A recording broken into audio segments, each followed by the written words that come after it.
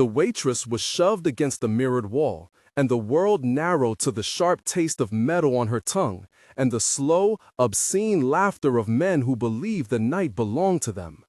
The rooftop restaurant glittered as if the city itself had been poured into crystal, but she felt like the furniture, a sliver of human glass beneath the chandeliers. A spilled glass, a ringing collision on marble, and two words screamed close enough to bruise her ribs. Then, a figure walked in so quietly that the sound of his shoes might have been a rumor, and the room inhaled with him. Years later, people would say the air shifted there, like a storm rearranging furniture. He did not storm or shout. He did not throw money or make threats. He looked at her as if he remembered a debt, and that look was more powerful than any gun. What followed was not only protection. It was the beginning of a war that would redraw reputations and leave a whole corporate skyline altered forever. Would you risk everything to repay a life you did not know you had saved?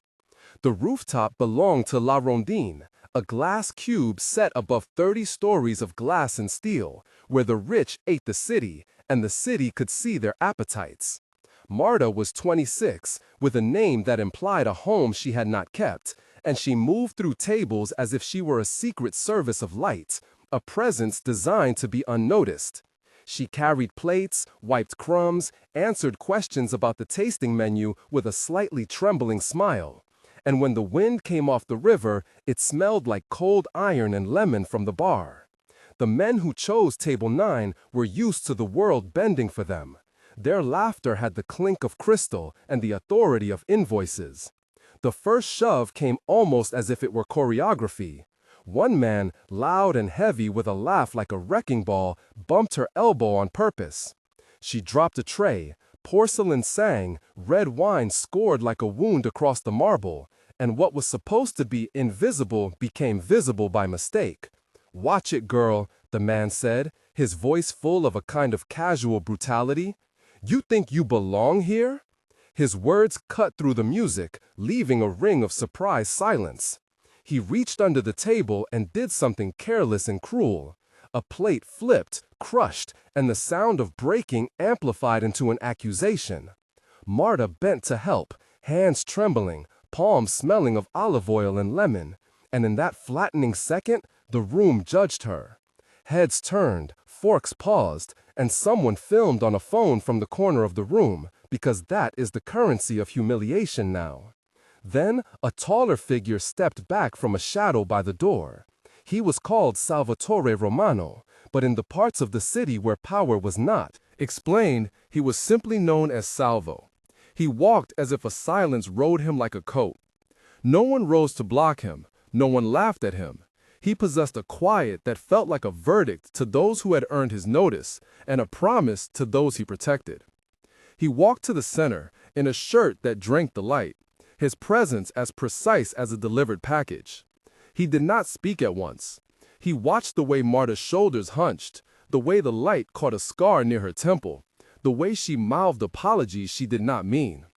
"You do not need to apologize," he said, voice low, but it sounded like a bell being rung deep underwater. The heavy man looked at him with a grin that was part question and part challenge. Salvo tilted his head the slightest degree, a motion so small that a camera might have missed it, but it rewired the room. The heavy man's grin faltered. "You get out of here," Salvo said, barely louder. "Now." The man answered with a joke that meant to belittle and extend the humiliation. He used words that smelled of entitlement and cheap cigars. Salvo did not laugh. He walked closer, steps soft as worn leather, until the man felt the pressure of an invisible thing compressing everything he thought was steady. On the couch, a woman named Elena, who ran the PR for a tech fund 2 floors down, mouthed the name Salvo like a warning passed between people who do not speak. An assistant named Tomas, sweating under his jacket, slid his phone back into his pocket as if refusing to be a witness. Marta hurt in a place that was not only physical. She felt exposed and small. She did not know about the years before, when a near death on a rain-slick road had left a man in a car that burned, and a figure with charcoal hands had pulled him free. She did not know that something like a ledger, folded into the lines of memory, contained her name in ink. The past arrived in fragments, like photographs that are only half developed. Years ago, Marta had been younger, a courier on a bus that smelled of diesel and wet coats. She had left a water bottle on the steps as the bus rolled to a stop, and as she reached back, the driver swore and cursed and the bus lurched. A man would later remember the scrape of his shoe on the pedal, the sound like a match struck in a closed room. Marta had jumped down into the street to pick up the bottle, and in that second, a delivery truck had braked too late. She had yanked at a sleeve of a stranger, an orange coat and a briefcase, and the stranger's hand had been anything but grateful. He had grunted and held on, and it was the angle of his body that saved another. The stranger had been Salvatore Romano before he was the man people whispered about. He had been a passenger that night, injured and coughing black smoke, and Marta had been the small hand that shoved him free, the hand that took away a burden he had no right to bear. That night, the city smelled of burnt rubber and coffee spilled on asphalt. She had no memory of his face, the way a child has no memory of a rescuer, only a sensation of heat and a phrase of thanks that felt like a promise to someone who cannot keep track of time. That memory leaked into the present in shards. Salvo watched Marta not because he wanted payment now, but because some scales had shifted in a way he could feel. The heavy man left, cheeks red with embarrassment and pride collided, but the room did not return to its prior hum. Conversation leaked into whispers, phones unlocked. A blogger named Victor whispered into his microphone as if he had found a new story. And Miriam, a manager from HR, sitting at a private table because donors paid for the view, texted a single word and did not look away. The next day, a voicemail would be leaked from an anonymous source, and the video of the shove would appear on multiple feeds. The clip was short, cinematic, a bruise on a face that sold outrage. Salvo left in silence, like fog. He told no one in the room what he would do. He only watched Marta as if cataloging what might be owed. He told his security to bring her a jacket and a car. He told them to use the back exit. Back at the company offices at 11 the next morning, the fallout had already taken its predictable shapes. The man who had shoved her was a mid-level director named Dante Rossi, a man whose calendar overflowed with lunches and whose charm was used by his PR to paper over lawsuits. There were memos in inboxes and quiet, stiff conversations at the elevator. HR convened a meeting and people rearranged their plates of guilt. The CEO of the holding company, a woman named Rosa Alvarado, called for an internal review, her voice even and authoritative on the line. She was a woman who had fought her way into a seat that had not been offered. She did not like spectacles of cruelty under her brand, yet her decisions were measured against contracts and investor fear. In the stairwell, a security guard told Tomas, the assistant who had been at the rooftop, that things could go sideways, and Tomas swallowed as if fearing the taste of his own words. Salvo, however, made choices that did not appear in memos.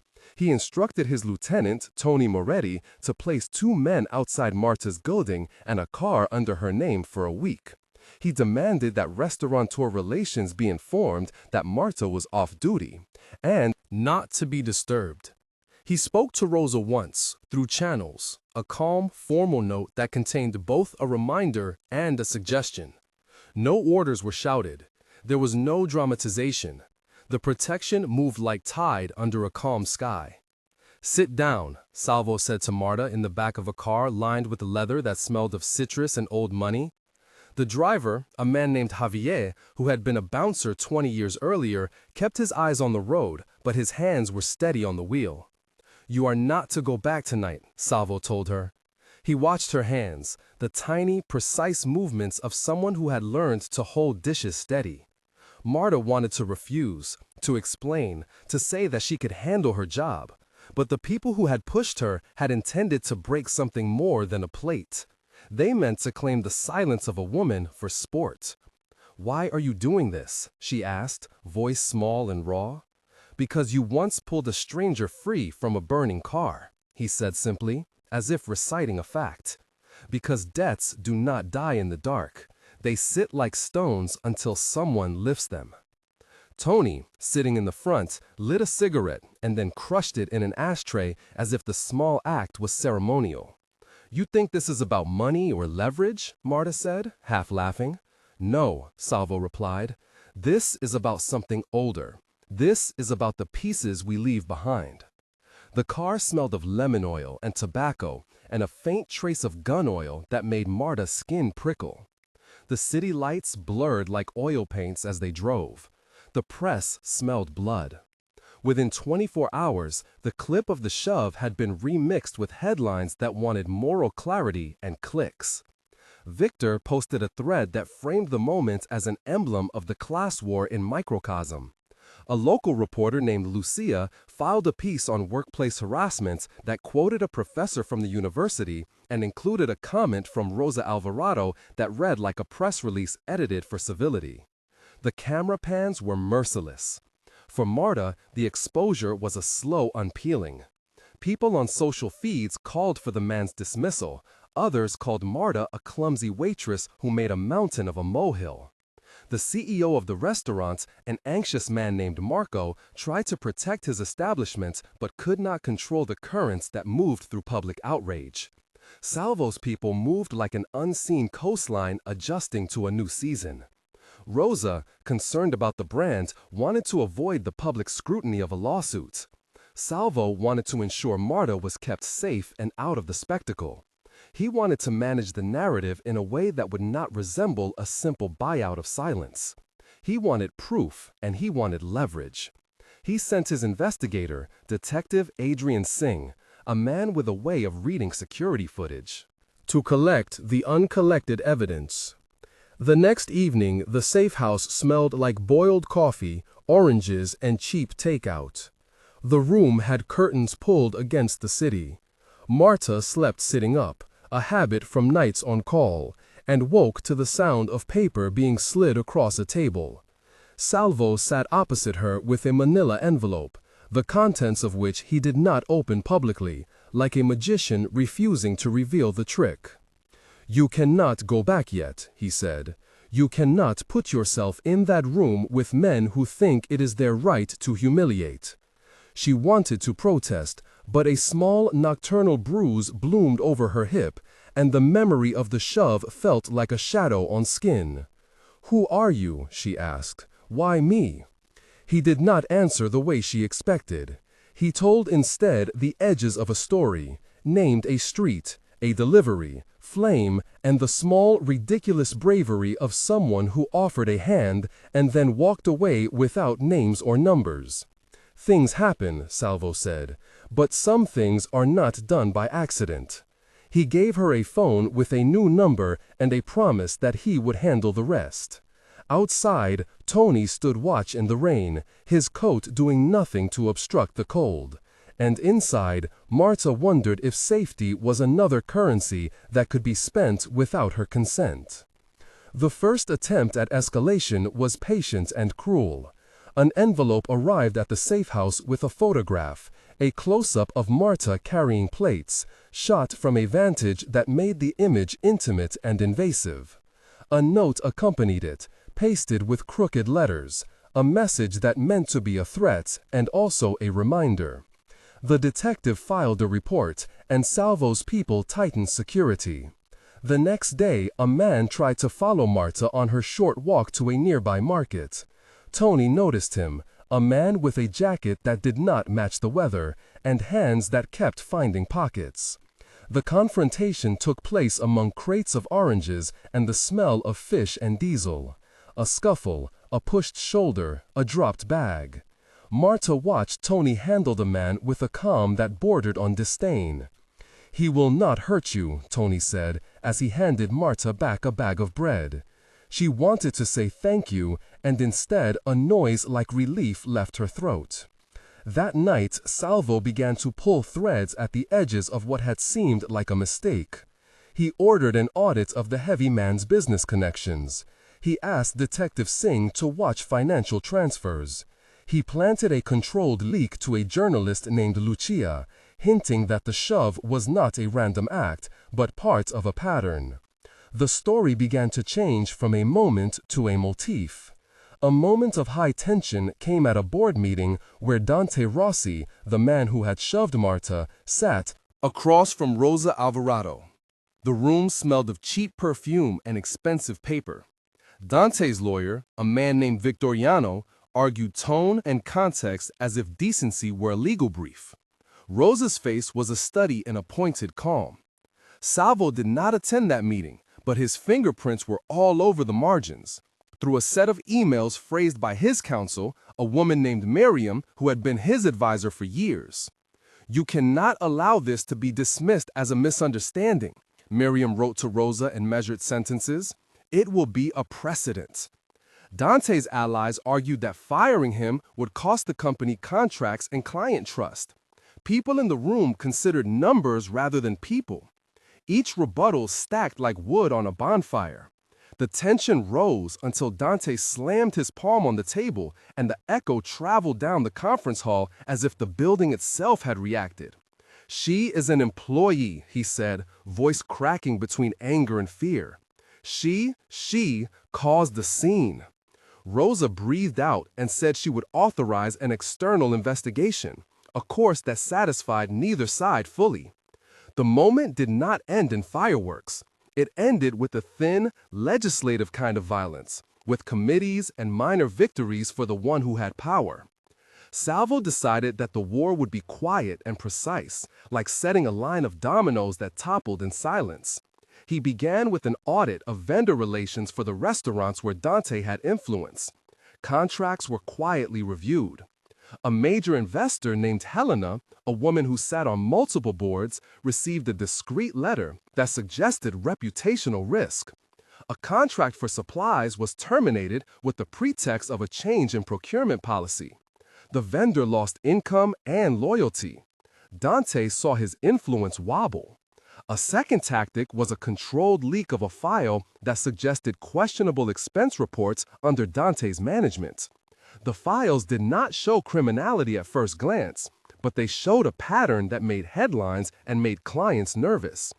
A third tactic involved a social campaign centered on workplace dignity that Rosa publicized with genuine rhetoric, though her motivations were mixed. The campaign forced companies to take positions publicly that hurt Dante's allies. Names began to shift in the city, and with those shifts came severed hands reaching for stability. By the time the media swirl hit, Salvo had the city's legal players working quietly, building a case that was more reputational than prosecutorial at first. Detective Singh compiled records with a patience that looked like obsession and a precision that read like devotion to method. The investigative process was described in a report that read plainly. Teams cross-referenced surveillance timestamps, bank records were subpoenaed, and a forensic accountant traced transfers through shell companies. The description was brief and efficient, but the effect was to make the opponent appear less like a man with friends and more like a man with holes in his foundation. A second major burst of tension came when a group of men tried to force their way into the safe house. The night smelled of rain and ozone. The men wore boots that did not shy from noise. Tony met them at the door with a patience like a loaded instrument. A fight started, but it unfolded with the kind of choreography that shows practice. A window broke, glass sang, and the kettle whistled in a drawer, as if time had become a set of notes on a scale. Marta hid behind the sofa and felt her heart hurl against her ribs like an animal trying to escape its cage. She tasted copper on her tongue. Salvo arrived not with an army, but with two men who moved like he did, economical and final. The men at the door were pushed back, not merely intimidated. They left a calling card that was meant to be violent and loud and instead became evidence. A neighbor named Victor called the police, and Detective Singh filed a report that night linking the men to a small faction known in the city as local toughs, who worked sometimes for favors. This confrontation sent a message to the men who had thought of Marta as easy prey and to the networks that supplied those men. It also meant the city watched with more interest. The third moment of tension unfolded in a courtroom, bright and bureaucratic and full of cameras like flies. The prosecution framed the case not as a dramatic trial, but as a test of workplace safety and dignity. The defense tried to reduce everything to a clumsy accident. Dante took the stand with a face that alternated between bravado and fear. Marta sat on a bench, hands folded, the leather under her palms warm and oddly comforting. Salvo did not need to be beside her, but he sent a note through his lawyer, and she read that note as if it were a talisman. The judge asked for clarity, and when Marta spoke, her voice was not the small thing of the restaurant. It was precise, shaped by the room. She described the shove, the laugh, the look on Dante's face. She described the taste of fear and the sound of phones capturing the moment as if the world had decided to be a defendant as well. Her testimony landed in the hush like a stone. The public watched and debated. News anchors said that this was a landmark case. The courtroom held its breath. The verdict would eventually be more about reputations than statutes. But the legal humiliation was a currency, and Dante found that his wallet held less value than he expected. A fourth moment of tension was quieter but devastating. A boardroom of one of Dante's strongest allies, set in a tower with windows that displayed a view like a promise, decided to withdraw support. Contracts evaporated in emails, and the men who had once laughed at Marta found themselves isolated at dinners that were thinner and colder than before. Dante's phone began to ring with calls from partners whose voices had swapped warmth for business. He tried to rally by questioning the evidence and painting a picture of a witch hunt, but the city had turned its moral eye toward him. He began to drink with a desperation that made his hands tremble. The humiliation that had been attempted against Marta became a reflecting surface where he saw his own collapse. That collapse was not spectacular. It was bureaucratic and precise.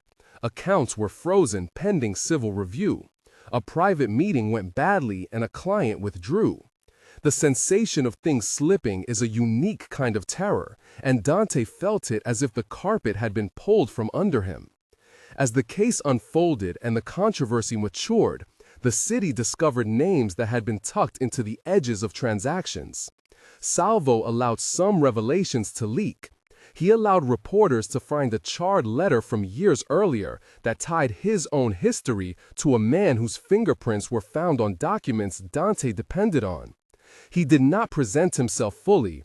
He let the narrative focus on Marta and the larger issue of power and dignity. Salvo was careful. He wanted Dante disarmed, not destroyed for the sake of spectacle. He wanted a calculation that ended with justice and consequences. Detective Singh compiled a dossier that combined surveillance, bank records, and witness testimony into a portrait of pattern, not accident. The procedural description in the investigative memo read, "Surveillance footage synchronized with time-stamped credit card transactions, biometric confirmation of presence in disputed locations, and cross-reference communications revealing coordination between parties.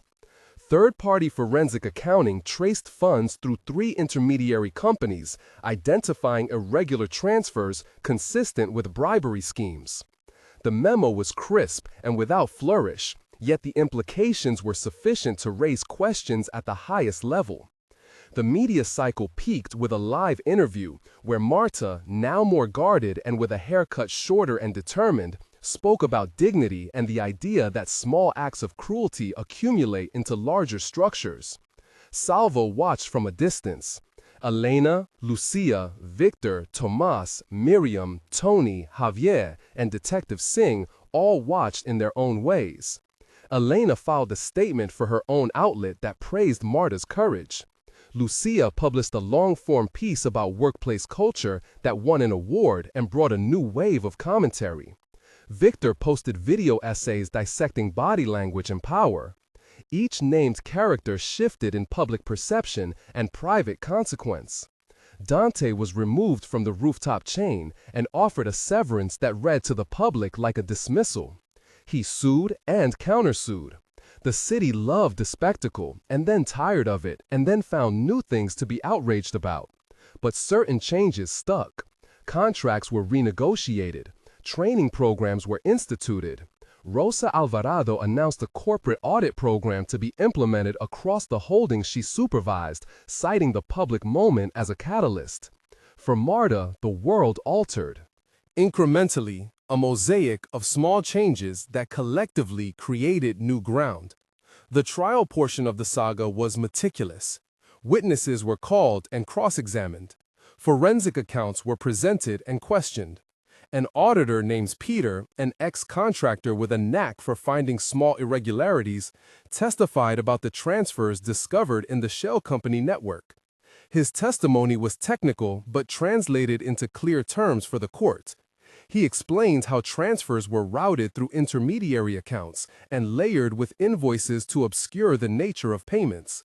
He used an exhibit that showed a chain of transactions that started as $3,000 and ended as a series of payments to a consultancy with no actual employees. The prosecution used it to show a pattern of influence peddling. The defense tried to claim coincidence.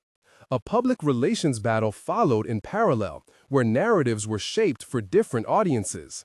Marta focused on testimony that humanized the problem, and in doing so, she made the case less an abstraction and more a series of hurt human moments.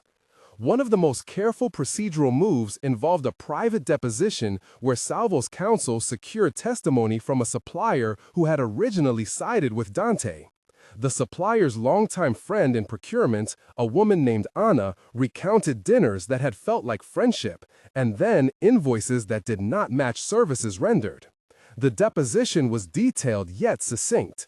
It outlined dates, amounts, and the way favors were exchanged under the guise of industry dinners.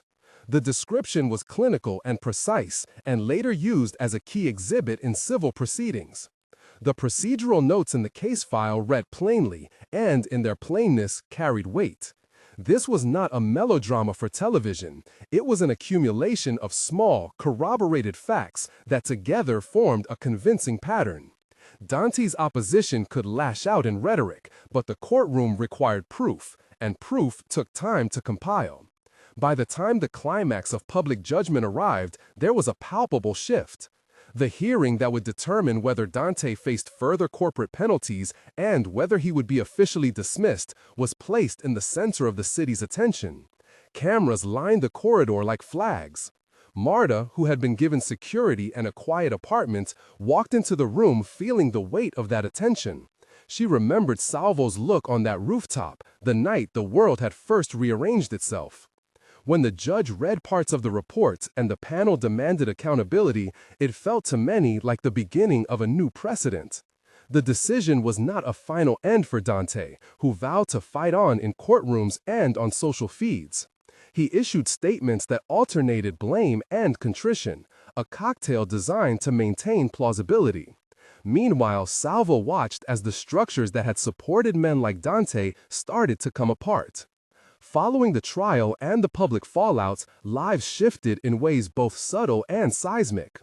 Elena found herself called on for commentary and was offered a promotion in a media company impressed by her steadiness.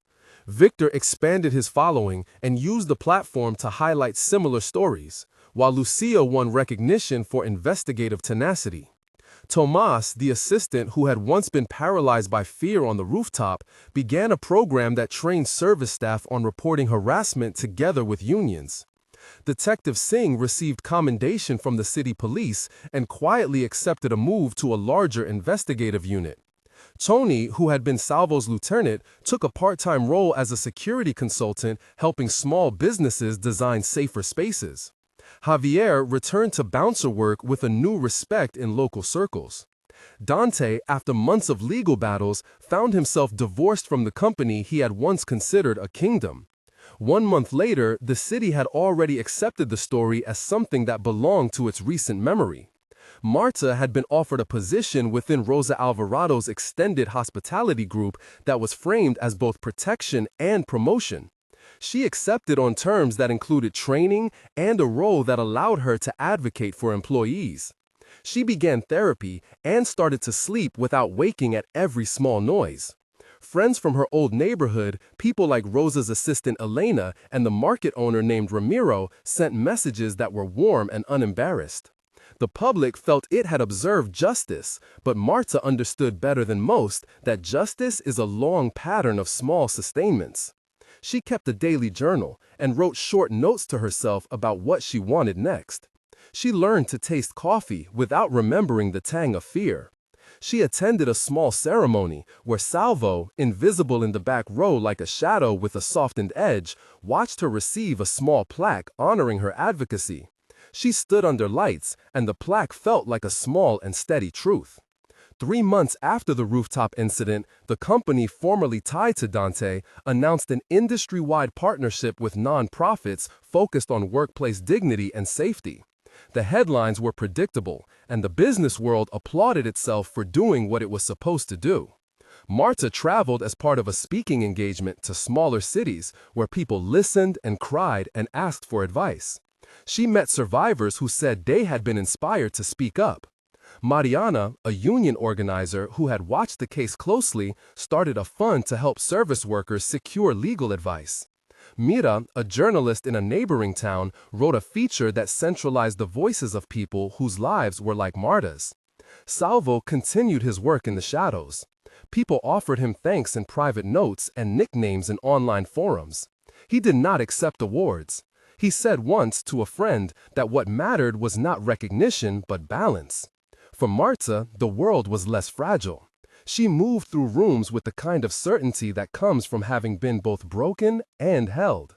6 months later, the city had changed in ways that could be measured and in unmeasured ways that could not. Lawsuits settled quietly. Rosa's audit program became a template for other companies. Tomas ran training workshops and had begun to study workplace law.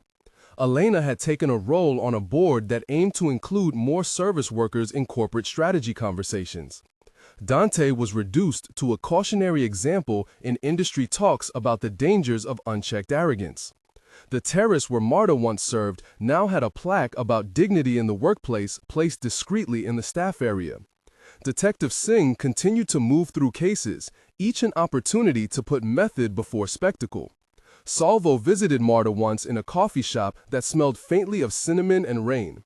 He sat across from her and did not speak for a long time. He smiled, a small thing that did not erase the past but acknowledged the debt that both of them had unwittingly signed. "You did not know you had saved me," he said quietly. She looked at him and felt the whole city in the space between them. "Neither did I," she answered, and that was the end of the exchange and a beginning of something else. If you have ever watched someone rise from invisibility because someone else decided to honor a debt, you know the strange currency of gratitude.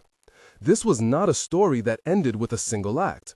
It continued in committees, in trainings, in therapy sessions, and in the quiet gratitude of a life that could breathe. It also left open questions about power and accountability.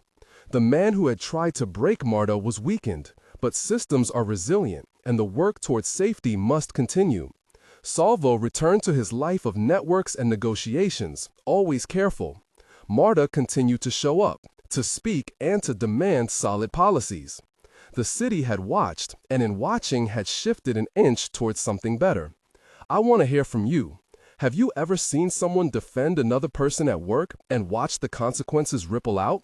Do you remember a time when a seemingly small act of courage changed the course of a career or a life? Tell us in one sentence. Start with, "I saw," and then share briefly. Your stories help others feel less alone and build a community that notices injustice and acts. When you comment, you create a mosaic of experience that matters more than a single headline and brings attention to the policies that protect people. Now we move on, because the next parts of this story are about the legal fallout and the changes that became law. The legal fallout included a civil suit that resolved with a negotiated agreement and a settlement that funded workplace training across several companies. Dante's legal strategy involved appeals and public statements of remorse, but those moves happened on top of a tectonic shift in the attitudes of clients and suppliers. Pietro, a former sponsor of Dante, withdrew and issued a public apology saying he had misread the culture. The audit reports were dry and instructive. They documented the chain of payments and the lack of oversight in procurement. They read, auditors reconciled vendor invoices against delivery receipts, examined contracts for conflict of interest clauses, and documented failures in compliance documentation.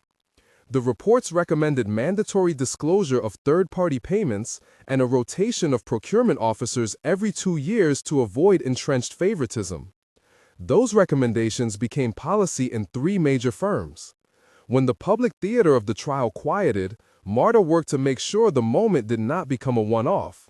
She joined the coalition that helped draft a template for corporate policies on harassment and retaliation. She met with union leaders and testified in front of a municipal committee that considered amendments to labor protections. Detective Singh assisted with the drafting of a protocol for coordinating police response to threats against service workers. And Tony led workshops that taught restaurant staff how to identify and de-escalate risks without violence. The city adapted, slowly and predictably, which is how durable change is often made. In a final reckoning, the rooftop restaurant restructured its staff protocols and started a scholarship fund for service workers. Rosa Alvarado, who had been criticized and praised in equal measure, publicly committed to long-term oversight. Lucia wrote a follow-up piece about the changes and the subtler victories that statistics cannot easily capture.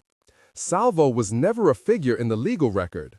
He remained a peripheral actor in the public story, a figure whose interventions belonged more to the realm of private restitution than public adjudication. His presence raised ethical questions that some debated loudly. Was it justice if it came from outside institutions through private networks of power? Was it fair if someone could, by virtue of his own resources, tip the scales of reputations? What mattered most to Marta was that she could sleep without waking to the echo of the shove. In the end, the transformation was partial and human. People shifted stances, contracts were reconsidered, and quiet policies were enacted. Marta was promoted into a role where she could enact training and support for staff, often sharing a panel with Elena and Miriam, who had moved into roles where they could influence corporate policy. Detective Singh continued to pursue justice within the formal system. Dante kept litigating and kept losing ground. Salvo remained in the shadows as someone who believed in settling certain balances himself. The city kept turning, and in neighborhoods where the light had been dim, a small lamp had been lit. If this story moved you, subscribe for more narratives of power, protection, and the costs of silence. We bring you cases like this with careful investigation and compassion. Share the video with someone who needs to know that small acts can lead to larger change and that sometimes protection comes from the most unexpected places. Remember that being seen is the first step to being safe.